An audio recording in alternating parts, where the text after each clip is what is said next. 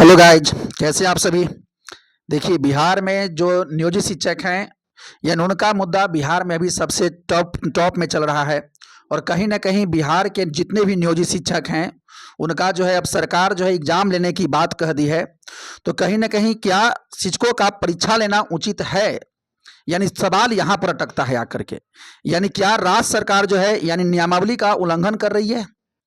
तो अब यहाँ पर यह मुद्दा गरमाया हुआ है कि क्या शिक्षकों का एग्जाम लेना अब जाकर के संभव है, क्या अब उचित है क्या। देखिए, यही सब मुद्दों पर बात करने के लिए हम आए हैं आज आपके बीच में, और सारा जो है आपको स्पष्ट बताते हैं यानी क्या मुद्दा है और क्या होना चाहिए और क्या नहीं होना चाहिए। देखिए, और क्या अपडेट अभी तक आया है जो हो सकता है। देखिए, यानी सवाल अब तो यही खड़ा हो रहा है कि क्या शिक्षकों का यानी परीक्षा लेना अब उचित है।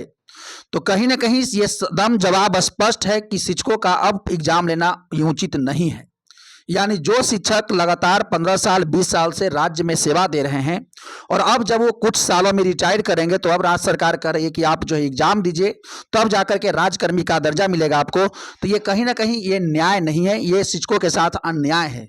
और ये जो राजकर्मी का दर्जा हालांकि शिक्षकों को बिना एग्जाम दिए ही मिलना चाहिए था। देखिए, ऐसे तो हर विभाग में ये मुद्दा उठाया जा सकता है कि आपको अगर ये सुविधा चाहिए तो ये एग्जाम दीजिए, वो सुविधा चाहिए तो वो एग्जाम दीजिए। तो ऐसे तो हर विभाग के लिए, हर सर्विस के लिए कंडीशन लागू हो जाएगा। देखिए, जो भी सेवा और शर्त लाना होता है यानी आप नौकरी लगने से पहले लाइए, और उसी समय आपको जितना हार्ड कठोर यानी एग्जाम लेने हैं वो ले लीजिए, और ताकि जो है बाद में कोई परेशानी ना आए। बाद में कोई एग्जाम लेने की किसी भी सर्विस में बात नहीं होती है। एकमात्र ऐसा बिहार का नियोजित शिक्षक बेचारा बच गया है जिसको अब कुछ साल में लोग रिटायर करेंगे, और उनको राज्य सरकार कह रही है कि अब अगर आपको राजकर्मी का दर्जा चाहिए तो आपको जो है यानी एक एग्जाम देना होगा। एक बात बताइए, यानी आप स्टार्टिंग में ही क्यों उन लोग का परीक्षा नहीं लिए, और चाहे जो भी प्रक्रिया था आप स्टार्टिंग में ही बहुत हार्ड नियम ले लेते हैं। और आज जो आज जाकर के कह रहे हैं जो बेचारे कुछ साल में अब रिटायर होंगे, बुढ़ापा की ओर अब जा रहे हैं, 10-15 साल उनका नौकरी बचा हुआ है, अब उनको कह रहे हैं कि आप जो है एग्जाम दीजिए तब राजकर्मी को दर्जा मिलेगा। कहीं ना कहीं ये शिक्षकों की एग्जाम की बात कह करके शिक्षकों का ये बेइज्जती किया जा रहा है। ये शिक्षकों के साथ बेइज्जती है, बहुत बड़ा जबरदस्त अन्याय है। यानी जो है ये राज्य सरकार जो है शिक्षकों को जो है कहीं ना कहीं समाज में उसका रुतबा जो है कुछ ना कुछ तो कम कर ही दी है। क्यों? क्योंकि अब हर किसी के मन में ये भी आएगा कि भैया आप शिक्षक साहब भी देंगे परीक्षा तब शिक्षक रहेंगे, ना तो नहीं रहेंगे। अरे भाई, जो शिक्षक जो हैं 10 साल 15 साल से लगातार सेवा दे रहे थे, अगर उनको पढ़ाने सच में नहीं आता था तो क्या आप शिक्षक बनाते? ये राज्य सरकार से सवाल है, क्या वो उनको शिक्षक बना पाते? क्या ऐसे बहुत सारे लोग घूम रहे हैं जो इनके पास क्वालिटी नहीं है, क्या वो सब शिक्षक बन पाए हैं? इसका मतलब यह है कि जिनमें क्वालिटी था, जिनमें योग्यता था, वो उस समय के हिसाब से वो जो है यानी जो वो शिक्षक बने, और उनमें क्वालिटी था तबे सरकार ने बनाई है। फालतू में तो सरकार एगो के नौकरी तो देती नहीं है, और आज सरकार जो है कर रही है कि इनका एग्जाम लेंगे। ये कहीं ना कहीं शिक्षकों के साथ बहुत बड़ा अन्याय है, और ये कहीं से उचित नहीं है। ये राज्य सरकार जो है यानी शिक्षकों के साथ अन्याय कर रही है एग्जाम लेकर के। कहीं ना कहीं उनको बिना एग्जाम लिए ही राजकर्मी का दर्जा मिल जाना चाहिए था, बिना शर्त, नो कंडीशन। और जो जहां पर सेवा दे रहे थे वहीं पर सेवा उनको देने के लिए कहा जाना चाहिए था, कोई 3 ऑप्शन भी नहीं होने चाहिए थे। तो ये सब एग्जाम लेकर कहीं ना कहीं जो है ये शिक्षकों का मजाक उड़ाया जा रहा है। अब रहा बात कि क्या बिहार सरकार यानी जो है शिक्षक नियमावली था उसका उल्लंघन कर रही है। हाँ, इसका भी जवाब है हाँ, सरकार जो है इसका भी नियमावली का भी उल्लंघन कर रही है। देखिए, कोई भी नियमावली, जैसे कहा जाता है कि कोई भी गेम अगर खेलते हैं तो भाई नियम पहले बनते हैं, और यानी खेल के बीच में नियम नहीं बनते हैं। यानी ये लोग जब ऑलरेडी 10 साल 15 साल से सेवा दे रहे हैं और अब आप जाके कह रहे हैं कि आपको जो है राजकर्मी का अगर दर्जा लेना है तो एग्जाम देना होगा, ये कहीं ना कहीं नियमावली का उल्लंघन है। ये संविधान को जो है यानी संविधान जो मौलिक अधिकार दिया गया है उसका भी कहीं ना कहीं ये जो है उल्लंघन करने वाली बात है। यानी ये जो है सीधा सीधा तौर पर कानून को भी चुनौती है। तो कहीं ना कहीं ये सरकार जो है नियमावली को एकदम ताक कर रख दी है, और ये सभी नियमावली स्वयं राज्य सरकार स्वयं लेके आई थी और उसी का स्वयं उल्लंघन भी कर रही है। तो कहीं ना कहीं ये शिक्षकों के साथ बहुत बड़ा अन्याय हो रहा है, और हम सभी नियोजित शिक्षकों को एक साथ स्वर में फिर से आवाज उठाने की जरूरत है। क्योंकि अभी भी ऐसा नहीं है कि एग्जाम जो है बहुत अभी जो है यही मुद्दा है, अभी बहुत सारे मुद्दे हैं टीचरों के लिए। देखिए, दूसरा बात यह है कि यानी बिहार के जितने भी नियोजित शिक्षक हैं क्या उनके साथ अन्याय हो रहा है? तो हाँ भाई, ये एकदम सरासरी अन्याय हो रहा है। यानी जो शिक्षक लगातार 15 साल 20 साल से सेवा देने के बाद और आज जो है एग्जाम परीक्षा दें और उनको भी ये बताया जाए कि आप अगर फेल कर जाइएगा तो आपका नौकरी रहेगा ही, चाहे तो चल हो जाएगा। ये भाई कहीं ना कहीं बहुत बड़का अन्याय है। ये जो है उनके साथ छल हो रहा है और इस छल को वो जो है जो राज्य सरकार कर रही है ये उनको भुगतना भी पड़ सकता है। इसलिए जो है जितने भी नियोजित शिक्षक हैं सब एकता बनाए रखिए, एक साथ रहिए और जो भी आप पर अन्याय हो रहा है उस अन्याय के खिलाफ डट के आवाज उठाइए और एक साथ बने रहिए। और ताकि देखिए यानी अन्याय सहना भी एक बहुत बड़ा अन्याय है। देखिए आप ऑलरेडी सर्विस में हैं, आपको जो है केवल यानी जो है राजकर्मी का दर्जा चाहिए था और जहां पर आप पोस्टिंग थे वहीं पर आपका पोस्टिंग होना चाहिए था। मेन डिमांड तो यही था। लेकिन अब राज्य सरकार यानी जो है परीक्षा भी लेगी और आपको ट्रांसफर पोस्टिंग की भी बात करेगी, तो ये कहीं ना कहीं बहुत बड़ा अन्याय हो रहा है। तो इस अन्याय के खिलाफ जो है हम सभी को एक साथ मिलकर के आवाज उठाना है, ताकि जो है सरकार जो है चाहे जिस तरीके से भी माने सरकार को मानना तो पड़ेगा। हालांकि ये कहीं ना कहीं अन्याय तो कर ही रही है। हालांकि ये बात राज्य सरकार अभी तक जो है मानने को तैयार नहीं है कि हम बिना एग्जाम लिए राजकर्मी का दर्जा जो है देने जा रहे हैं। तो हालांकि जो दबाव अभी से भी बनाया जा सकता है, ऐसा नहीं है कि अभी जो हो गया। देखिए अब रहा बात कि अब उपाय क्या है। अब पहली बात था कि यानी शिक्षकों का यानी शिक्षकों का साथ तो अन्याय हो ही रहा है। अब ये क्या, इसका उपाय क्या है? तो देखिए उपाय के रूप में तो यही है कि जितने भी नियोजित शिक्षक हैं एकदम एकता बना करके एक स्वर में राज्य सरकार के पास अपनी समस्या को बताएं और अपनी मांग को रखें। देखिए बात यहाँ पर सरकार क्यों नहीं मान रही है, इसलिए सरकार नहीं मान रही है कि कहीं ना कहीं शिक्षक जो एकता है उसमें टूट हो रहा है। कुछ शिक्षक जो है सरकार के बातों से सहमत हो जाते हैं, उनके जो है मीठी बातों से पिघल जाते हैं और कुछ शिक्षक उनका विरोध करते हैं। तो देखिए विरोध अगर कुछ लोग करेंगे तो सरकार तो जीत ही जाएगी। यानी अगर सभी शिक्षक एकजुट होकर के एग्जाम का अगर विरोध करते तो एक बार में सरकार मान लेती, क्योंकि बहुत ज्यादा आपका संख्या था, कम से कम 3-3.5 लाख से 4 लाख, और उतना कम नहीं होता है सरकार पर दबाव बनाने के लिए। तो कहीं ना कहीं शिक्षक जो एकता है उसमें भी टूट आया है और टूट आने का कारण क्या यह है कि सरकार जो एग्जाम लेने की बात कही और कुछ शिक्षक जो है फॉर्म भर दिए, तो कहीं ना कहीं राज्य सरकार को भी लगा कि भाई शिक्षक अपने प्लेटफॉर्म पर आ रहे हैं। और इसमें जो देखिए जो शिक्षक एग्जामिनेशन फॉर्म भर दिए हैं दिक्कत तो उनको भी होगा, क्योंकि बहुत सारी बात जब ट्रांसफर पोस्टिंग की बात चलेगा तो उनको भी जो है दिक्कत होगा। उनको अभी लग रहा होगा कि हम भर दिए हैं कोई दिक्कत नहीं है, उनको भी दिक्कत होगा। हालांकि जो लोग भर दिए हैं या न भरे हैं, अभी से अब उपाय क्या है?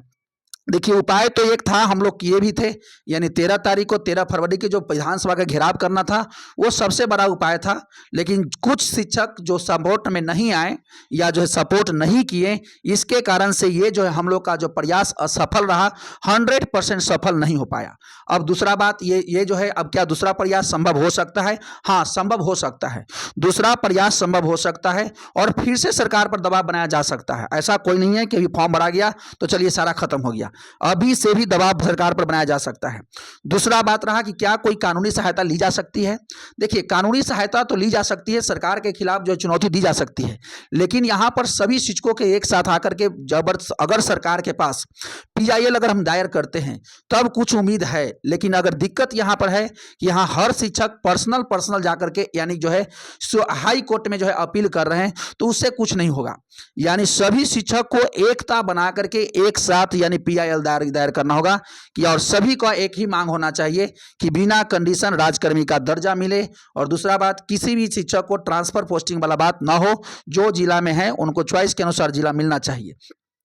अब रहा बात यानी जो है कि क्या यही दो ऑप्शन है? तो देखिए तत्कालिक तो अभी आपके पास जो है यही दो ऑप्शन है, और तीसरा ऑप्शन है कि सभी शिक्षक एकता बनाए रखिए। और एकता इसलिए जरूरी है कि अगर नहीं एकता रहिएगा तो सरकार जितने भी नियम लाई है कि भाई पहला नियम ये क्या लाई थी कि आपको राजकर्मी का दर्जा देने के लिए एग्जाम देना होगा। सरकार एक बात पर काम कर भी रही है, आपको फॉर्म भरवा भी रही है।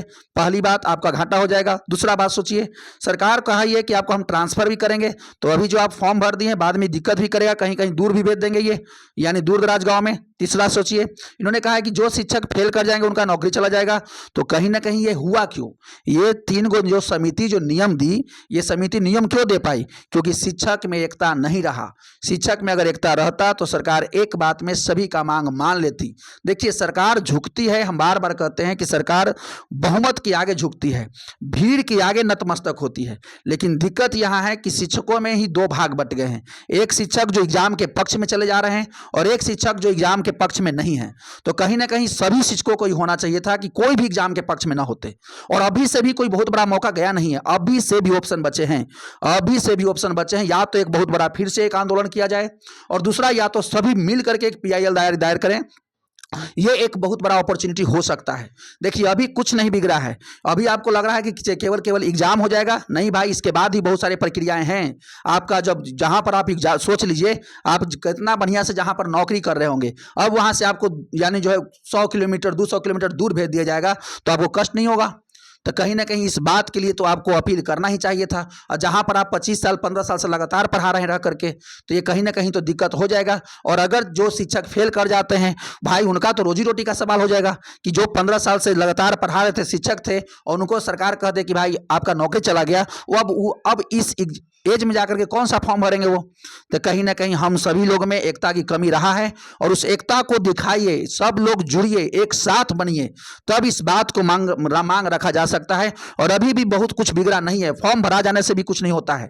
यानी देखिए बिहार में आपको ही पता है कि जो भी होते हैं सब चुनाव को देख करके होते हैं, तो यहाँ नियम से कुछ नहीं चलता है। आपको लग रहा होगा कि एग्जाम फॉर्म भरा गया, ये हो गया वो हो गया, अब कुछ नहीं होगा। भैया यहाँ जब राताराती सरकार बन सकता है तो इस शिक्षक बड़ा कौन बड़ा मुद्दा है। राताराती सोचिए एक दिन में शपथ हो जा रहा है, तो शिक्षक वाला कौन बड़ा मुद्दा है कि फॉर्म में भरा गया तो राजकर्मी का दर्जा नहीं मिलेगा। तो इससे मत घबराइए कि अभी कोई ऑप्शन नहीं बच रहा है, फॉर्म भरा गया, अब तो बहुत लेट हो गए। कुछ लेट नहीं हुए हैं, अभी से भी अगर आवाज हम लोग बुलंद करें तो अभी से भी मौका है। और अब सभी शिक्षकों से यानी आग्रह करते हैं कि आप सभी लोग साथ दीजिए और एक साथ आइए और फिर से एक बार जबरदस्त तरीके से सरकार पर जो है यानी दबाव बनाया जाए और जो है राजकर्मी का दर्जा के लिए, और बिना अगर जो है और किसी भी टीचर का जो है जो सरकार कही है कि आप ट्रांसफर पोस्टिंग वाला बात, उस सब बात जो समिति का रिपोर्ट था वो सब कैंसिल होना चाहिए। और जो भी शिक्षक का डिमांड है वो एक साथ अगर रखते हैं यानी जो है मजबूती के साथ, तो सरकार मानेगी, जरूर मानेगी। देखिए जितने भी नियोजित शिक्षक पहली बार हमसे जुड़ रहे हैं, एकदम सब्सक्राइब चैनल को कर लीजिए। जो भी हम आपको जानकारी देंगे अपडेट देंगे और ऑथेंटिक जानकारी देंगे और आपके लिए ही जानकारी देंगे। इसलिए चैनल से जुड़िए और सभी लोग चैनल से को सब्सक्राइब करिए। और इसलिए चैनल से जुड़ना जरूरी है ना कि जो भी जानकारी हम आपको देते हैं ये आपके लिए जानकारी है, ये आपका मंच है, ये आपका आवाज है। इसलिए आप अपने आवाज को दबने न दें और सभी लोग साथ दीजिए, इस चैनल से जुड़िए। बस मेरा मेन मकसद है यानी सभी नियोजित शिक्षकों का जो है यानी जो जिस तरीके से हो सके यानी कुछ हेल्प हो सके तो सबसे बेटर है, ठीक है। हालांकि अभी तक राज्य सरकार इस पर चुप्पी साधे हुई है, जो हम आपको बताए थे कि अब आपको अपडेट ही बताएंगे कि अभी तक क्या चल रहा है। देखिए बहुत जल्द कुछ बड़ा होगा, ये तो एकदम कंफर्म मानिए। लेकिन यहां पर अभी तक सरकार बाहर जो है कोई चीज ओपनली नहीं बोल रही है। बहुत जल्द जो है कुछ बड़ा होने वाला है, आपको हम अभी से आगाह कर देते हैं। लेकिन अभी जो है अभी तक वो बाहर नहीं आया, इसलिए हम आपको बता नहीं रहे हैं। लेकिन हाँ, आपको 1-2 दिन में उसको भी बता देंगे कि क्या बहुत बड़ा होने वाला है, ठीक है। तब तक के लिए चैनल से जुड़िए, चैनल को सब्सक्राइब कर दिए और अपने ग्रुप में शेयर कीजिए ताकि और भी लोग जुड़ सकें और ताकि और भी लोगों को कनेक्ट करके एक साथ आवाज उठाने में हमको मदद मिल सके, ठीक है। तब तक के लिए थैंक यू। जैसे ही कोई अपडेट आता है आपको देते हैं। धन्यवाद।